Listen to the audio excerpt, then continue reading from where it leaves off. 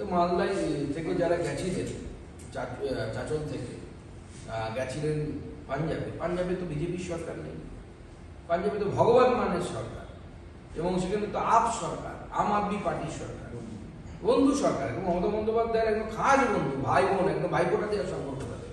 তাহলে কেন এরকম হচ্ছে? তার কারণ হচ্ছে যখনই পশ্চিমবঙ্গের আধার কার্ড ভোটার কার্ড দেখছে যে কোনো সরকার, তারা নিশ্চিত হতে পারছে না, কারণ এত আধার কার্ড এবং ভোটার কার্ড জালি হয়েছে পশ্চিমবঙ্গ থেকে, যে আদৌ সেই আধার কার্ডটা ভোটার কার্ডটা অরিজিনাল না ফেক এই বিষয়ে কেউ আশ্বস্ত হতে পারছে না। এই যে রেপুটেশন, বাংলার রেপুটেশন বা বাংলার ভোটার কার্ড আধার কার্ডের রেপুটেশন খারাপ করার জন্য দায়ী কে? বিজেপি দায়ী? নরেন্দ্র মোদী দায়ী? নাকি মমতা বন্দ্যোপাধ্যায়ের প্রশাসন দায়ী যে আপনার পুলিশ অনুপ্রবেশকারীদেরকে সাহায্য করছে? আজকে তো খবর বেরিয়েছে বাংলাদেশের ভোটার সন্ত্রাসবাদী কার্যকলাপের সাথে যুক্ত, তার নাম পশ্চিমবঙ্গের ভোটার লিস্টে, আবার বাংলাদেশের ভোটার লিস্টে। কেন সন্দেহ করবে না বলুন?